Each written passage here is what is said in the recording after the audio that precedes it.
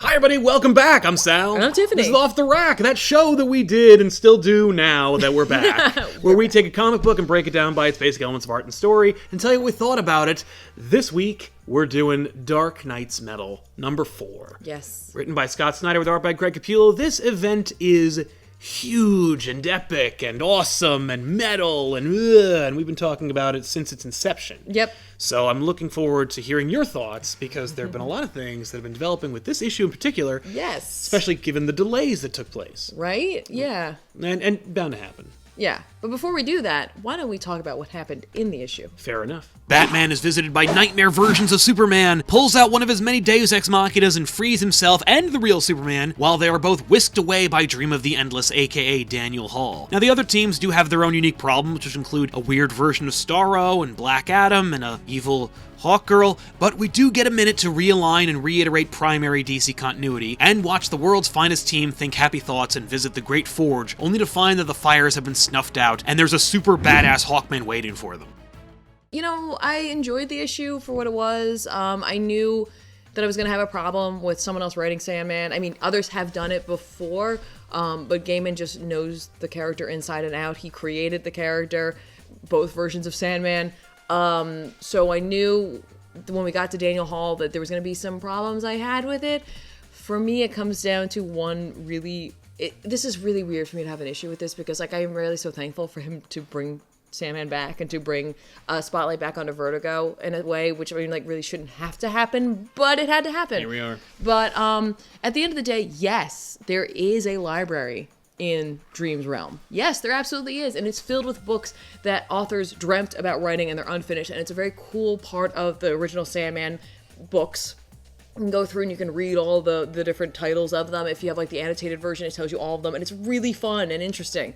That being said, if you're going to have a book that foretells the future, the way that this is going and how, like, yes, it is a story and such, that's Destiny. Destiny's sole thing is he has a book and it tells you what's happening, and, like, that's a big part of Sandman. And so, like, yes, I totally get it. You got Hawkman, so you're going to make the connection to Daniel Hall.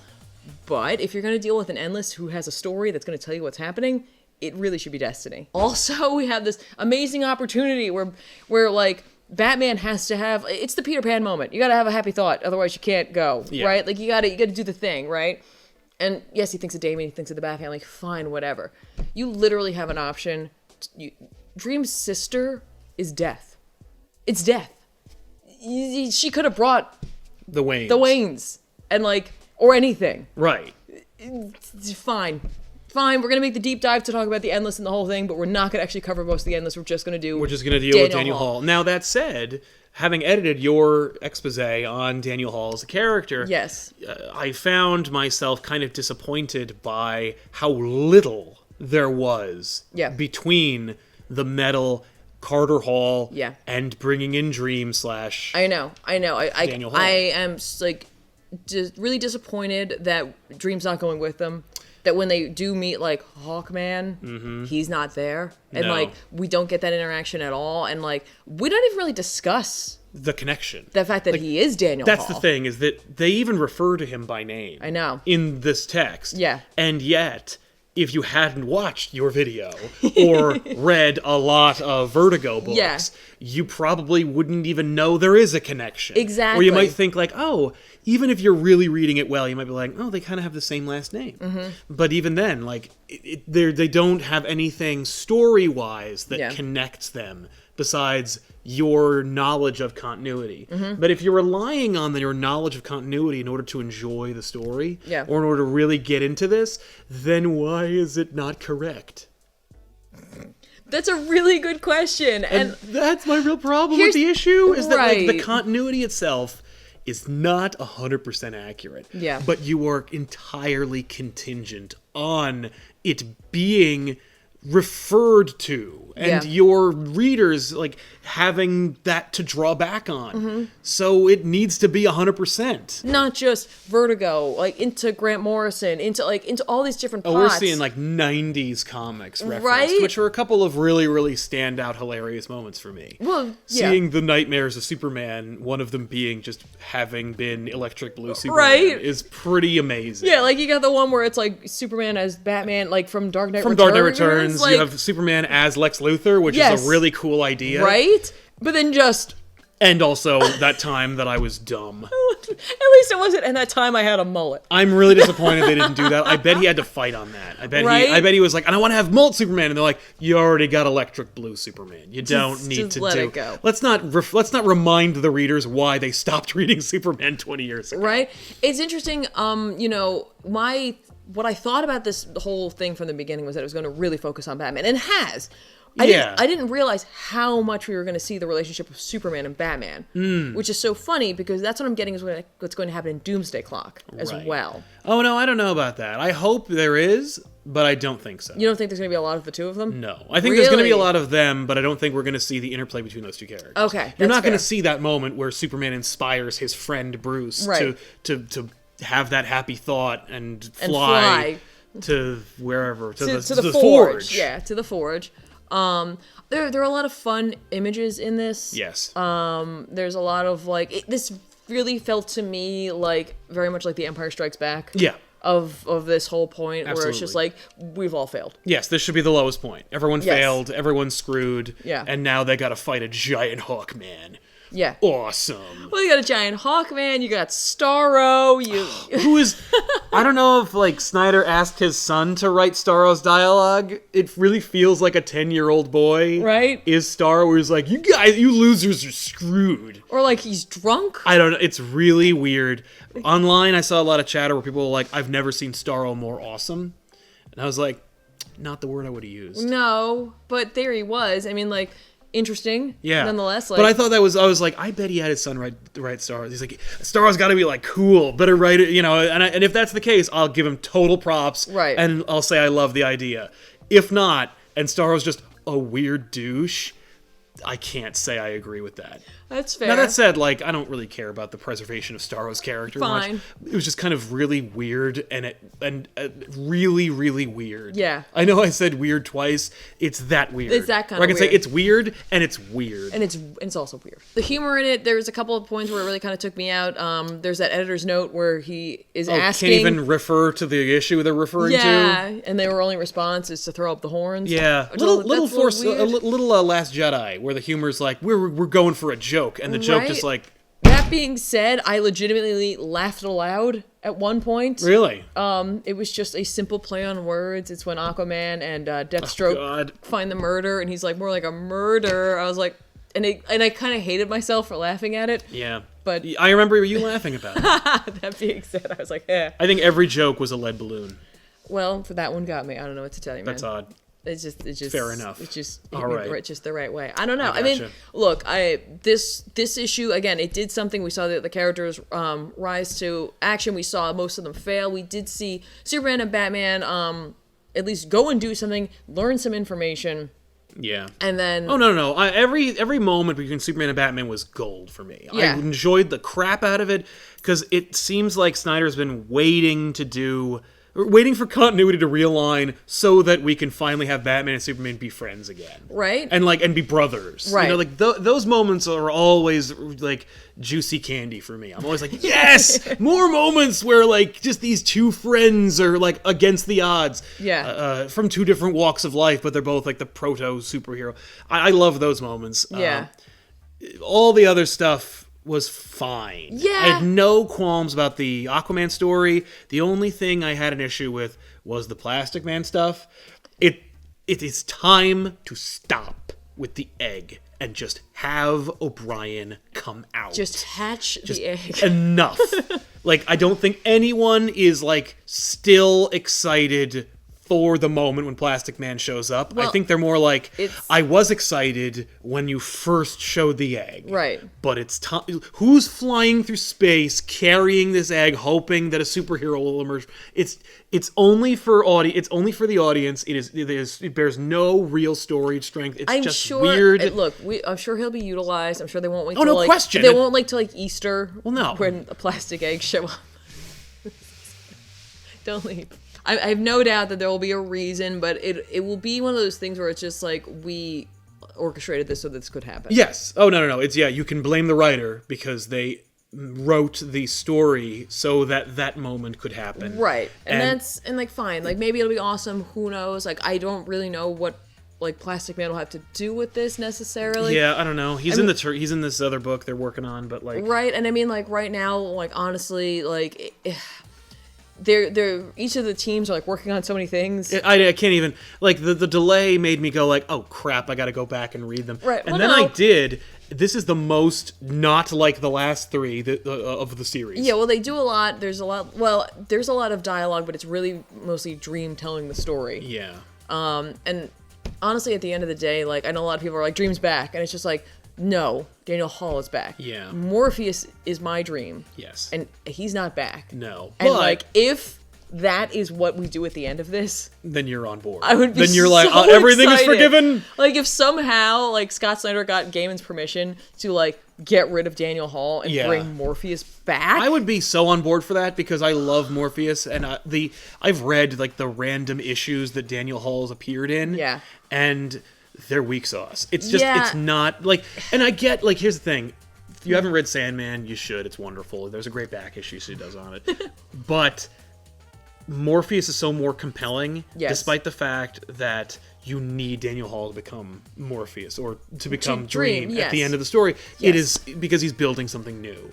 It would be. I think Gaiman would be hard pressed to make that shift because he'd feel like it was a betrayal of the story. No, I agree. I hear you. But at the end of the day, 20 years later, nobody cares about Daniel Hall. And that's what's so funny about that is that, like, Daniel Hall is he's a human essentially. Right. He is part human who becomes an Endless essentially, right? Morpheus is just an Endless. Yeah. And, like, he is somehow more interesting, more human, more relatable. Ultimately, at the end of the day, for me, as, like, a pure blood, one-dimensional black and white comic book fan, Morpheus looks cooler and Daniel Hall looks lame. And at the end of the day, I just don't want to look at that character anymore. It's like when I see the Endless, I don't want to see that. I don't want to see him. I want to see Morpheus. It's why people get tattoos of Morpheus. It's why Jim Lee did an amazing litho of Morpheus for New York Comic Con this year. We don't have a Daniel Hall poster in the office. We have a Morpheus poster in the office. It's true. Nobody owns a statue of Daniel Hall. I'm sure. Dream. Hang on. I'm sure someone does, and I'm sure there are a lot of people who really enjoy the design. No question. But I definitely agree. I like the look of Morpheus way more so. I feel like, honestly, like, if it had been a Gaiman written Morpheus, he would have been more helpful. Yes. And he would have, like, or more antagonistic. Either or. Like, he would have been one way or the other. But it would have been really compelling. Daniel Hall in this, he's just so bland. He's very bland. I don't understand the purpose of him necessarily right now. It's just I think Snyder just wants to show how much DC continuity he can cram into an event. I hope it's not that, like, because, like, again, like, he started out so strong. You're dealing with Hawkman, so you bring in Daniel Hall. It's like, wow, what a deep dive. Yeah. What a cool moment. How awesome. Okay, cool. But he didn't do anything with him. No. Now, that said, it's not over. It's not. No, you're definitely right about that. But I'm already afraid that it's over for Morpheus. I think you're right. Not Morpheus, for Dream. I think you're right. He's not on the cover anymore. I know. And I think Snyder said on Twitter at some point, like, this is the big Dream issue. Yeah. And it's like, if that's the case, you wasted your opportunity to do something cool with Dream, because he doesn't do anything cool. Yeah.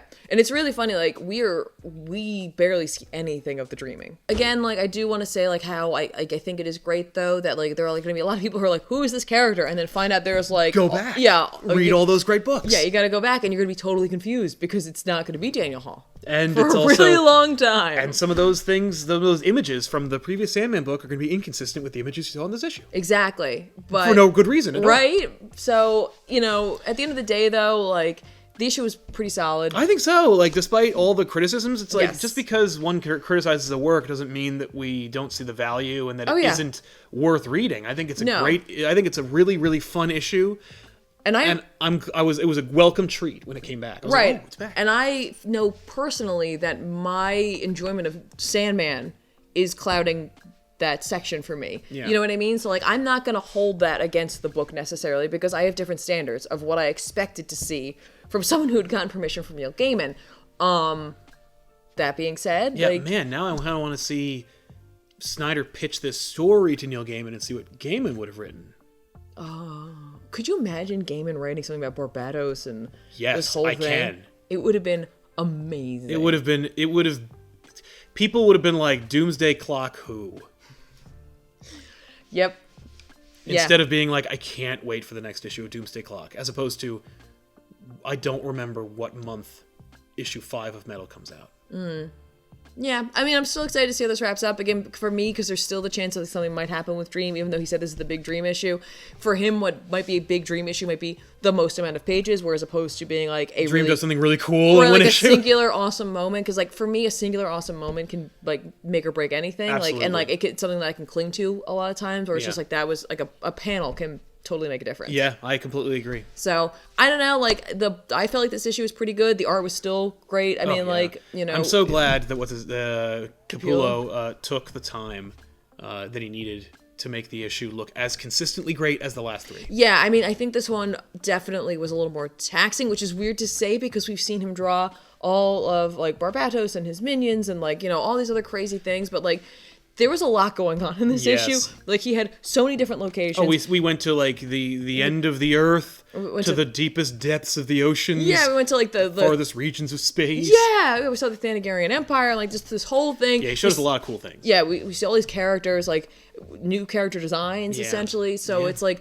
it's a lot going on. So I definitely understand the need to take the time for it, especially during the holidays. Because don't forget, they're all human beings too. They have lives. Right, they have lives and children and families, and they have to take time off too. Yeah. And you know. So like, hopefully, we won't see too many other delays for this book because I think that could really It'll hurt the book. it will hurt the book. It'll also hurt the experience for all of us, and like those who are trade waiting will definitely have a different experience. Big time.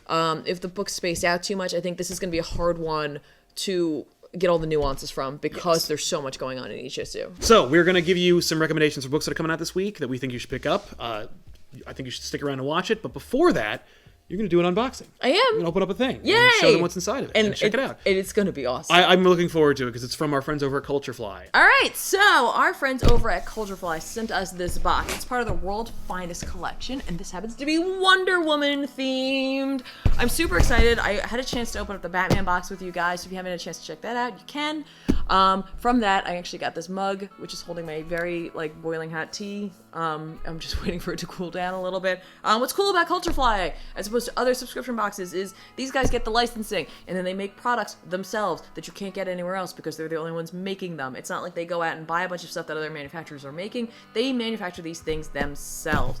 So, that being said, let's see what's going on in the Wonder Woman box. But you know what, before I do, if you want to get your own right now, before you even see what's in this box, check the description box down below. You can find out all about that. There's links, information, all it, just, it's down there. I'll remind you later, but let's get into the box. Okay, already, I mean, like, first of all, I love the box. It's themed. We got the stars in blue for her pant area. I never know what to really call that. Of course, Wonder Woman logo on the top here. It's red. I've got a menu card. I don't want to look at it yet because I want to be surprised. But let's get into it. Let's see. We got a shirt out of the gate. Oh, this is awesome. This looks like, and I could be wrong and I'll probably be corrected, it's very like Alex Ross of it, essentially. It looks almost like, it's like Alex Ross did Linda Carter instead of, you know, just standard Wonder Woman. I really like it. It's really cool. And it's soft. It's soft. Okay. Alright, so while I'm wearing my Wonder Woman shirt, I can also put on my Wonder Woman sweatband and armbands. Let me see if I can put the headband on.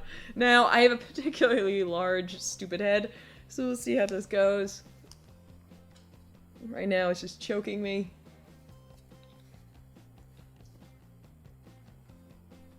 And... Alright. This is a little more comfortable than I thought it was going to be, so that's already a plus. That's already a plus. Now, if anything becomes super rigorous in this box, I will be covered sweat-wise, everybody. Let's put these armbands on, too. Just gonna go for it. There we go. I'm ready. I'm ready to go and work out and or fight crime. Whichever comes first. I can take care of it. Awesome. Alright, next thing I see in here is Invisible Jet Ice Cube Tray. That's genius. Hey, if you didn't know this, water tends to dry in a fairly clear manner depending on how much oxygen you end up in there. And in the invisible jet is, of course, invisible. So these work out great. I love it. I can't wait to use these. We've gotten a couple of these in various boxes. I've used many of the different ones that we've gotten. One of my favorite was actually we got a dodecahedron dice mold. That was my favorite. It works one of like the best, but I also like these style molds because you don't have to worry about leaking or anything like that. So that's awesome. I don't know what this is, so let's find out. I've got a tin. It says Wonder Woman 75. Probably having something to do with her 75th anniversary. I don't want this to explode on me because I don't know what it is just yet. Oh, they're postcards! And they're classic covers for Wonder Woman. Try to get through some of these. So we have some like very old school classic art. We also have Brian Bolland, which is a little more, I think, recognizable for a lot of fans. There we go. There we are, and there we go. So that's pretty cool. There's a lot of these too. A lot of times when you get postcards, you can get like one of each one, and then you don't want to send them to anybody because it's like, well, then I don't have it anymore. Each of these comes with a secondary card, so I can send one to a friend and keep the rest of them for myself. Because apparently that's how I roll. All right, what else we have in here?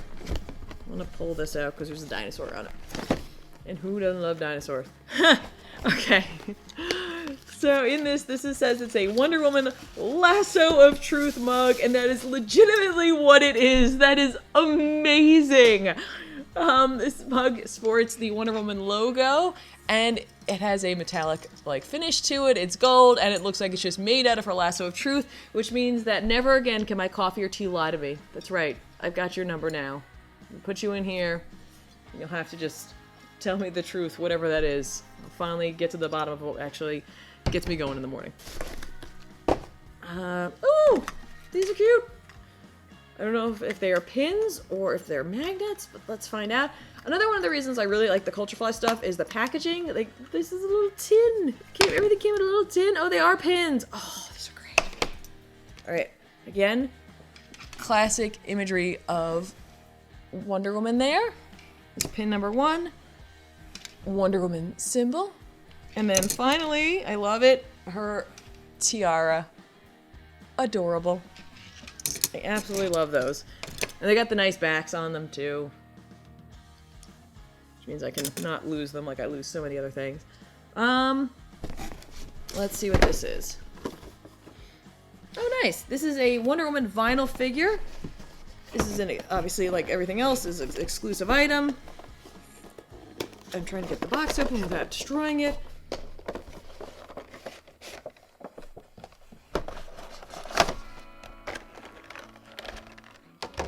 Cool. It is loosely, I'd say it's pretty much based off of Frank Cho art. So it shows you that in the back. It also allows you to put it back into the box so that you can also see the art in the background of it. Much like their other vinyl figures, it comes with a stand or a base that has a symbol on it, and it's really simple to put them together. Just align. I always have a problem with these because I'm a spaz and half. Huh? Okay. Come on, Wonder Woman. Let's get on the damn base. I can't do it. But I can't do it. There we go. Alright, so with these, essentially, it's a series of pegs on the bottom. You just align the pegs to the feet and snap it in. And there you go. A little vinyl figure. It's really cute. I like this one a lot. I like her stance. Again, I do like the Frank Cho art that comes along with it. Pretty accurate, pretty close. Looks good. And again, it's just like it's a little figure. It's a little thing. I kind of dig it. Bam. Alright, we have one more thing. This is awesome. I'm gonna take this to work. Although I have a feeling he's gonna end up staying in the ComicPOP offices, but maybe you'll see it on Letters page at one point. This is a Wonder Woman shield or sword and shield letter opener. So basically, I have a little shield here, which like essentially fits on my finger, and then the sword letter opener. I am ready to do mail combat, not against males, but against postal people and the letters they carry, I guess. So, I don't know why, but this is like kind of my favorite thing, and I think it's just because it's tiny and like it's also really useful, so that's awesome. Although I gotta say this mug is amazing. I really love it, and like it just seemed like such an obvious thing to make, and yet I've never seen this before, so very cool. So we got a shirt, we got the ice cube trays, we got the like million postcards, pins, a vinyl figure, some sweatpants, some workout stuff essentially, and this really awesome shield and sword letter opener set. I think this is a total success. I really enjoyed this box. I enjoyed opening this box. I love all the stuff in it. The fact is that like every time I've opened a Culture Fly box, they always have something in there that I could have imagined that they would have put in there. It's useful stuff. It's just a little out of the norm, but it totally makes sense for what they're doing. And again, these are all things that they have made themselves, and you can't get anywhere else unless you go and pick up one of these boxes over on their website. And don't forget, you can get all of that information down in the description box down below. So if you want to get your own Wonder Woman letter opener, or a vinyl figure, or a really cool mug, or a sweet shirt, or these cool invisible jet ice cube trays, this really sweet sweatband set, then you gotta go over it, you gotta go grab it. While you're over there, you can check out the other boxes they do. They have a Batman box, they have a Nickelodeon box, they even have another box that we are going to open up, even though it's not necessarily comic related, but if you know someone or you yourself are a fan of Supernatural, we have the Supernatural Join the Hunt box, which we can't wait to open. This is actually a limited edition box. There are only 3,000 of them made. We have number 546, so we're going to be opening up that. Like I said, if you know someone who's into Supernatural, you yourself are into Supernatural, you're going to want to check this out. It's all Supernatural completely in here, nothing else. That's what you're getting in here. But if you want Wonder Woman, just head over to our description box, check it out, and then go over to Culture Fly and pick one up. But you know what? Back to Off the Rack. And now comes the recommendation portion of the program. Tiffany, what's coming out this week? Well, you're already going to cover one of the things I would have recommended, so I can't even recommend it, but trust me, I'm recommending that too. But hey, look, Johnny Cates is now in Doctor Strange, so if you missed issue 381, which I don't know how you could have missed that because there was like a huge thing that happened in the final pages of that issue. Even if you didn't buy it, you know what happened. You know what happened, but if you did want to pick it up, they're doing a second printing of it, so you can actually grab that this week. So, you know, you got another chance, you get another shot. Also, I don't normally talk about trades, but for my Saga fans out there, if you've been trade waiting, Volume 8 is now going to be out, so you can go out and grab the latest installment of this just in time for whenever we come back. I think in February is when we're coming back from that whole thing. Also, while you're at the comic book store, if you're an indie fan, pick up Image Plus if you're into witches, because basically, Snyder's been putting a couple of pages of like a kind of mini story in the back of each Image Plus, and if you buy a certain amount, they usually give it to you for free. Otherwise, it's like $1 or $2 to pick them up. You can see if they have the older ones. I think this is like part 5 or so of it. It just also lets you know what's going on in Image in general coming up. So nice. There you go. And I'm recommending a book. It's called Doomsday Clock number 2. What? Yeah, trust me. I think it might gain some traction. Is it about timepieces? Yeah, kind of. Oh. That sounds cool. Yeah, Doomsday Clock, Jeff Johns, and Gary Frank. The first issue was incredible. Yes. Even if you don't like what they're doing with it, it is worth buying because the work is so strong. The second issue promises more cool stuff. Yeah. It's a very slow burn, the first issue. It really was, and I think people weren't expecting that necessarily. But then again, I feel like if you're a big fan of Watchmen or have recently read it, that was a slow burn. Yeah. But yeah, so you might be more prepared for it. Yes. This one, I think, is going to hit the ground running because of the preview pages that were released. I haven't seen them. Oh, do you want me to talk a little bit about it? There's one panel that just blew my mind. Okay. It's Rorschach walking through the Batcave. And he's looking around at all the trophies, and he says, like, what kind of monster would keep trophies like this? Wait, but what... Which Rorschach is it? It's the one that we've been following from the first issue. But still. Yeah, but it's Rorschach in the Batcave. How does he get there? I want to know. I'm looking forward to it. The last page reveal of the first issue was so expertly handled because it wasn't like a full page, oh my god, you're my father kind of moment, but it was just like a quiet, like, wow, especially after it being kind of a true Watchmen sequel moment. Yeah. All the way getting to Superman, you're just like, oh my god, I can't wait to see not only how this issue builds, but also moments like that.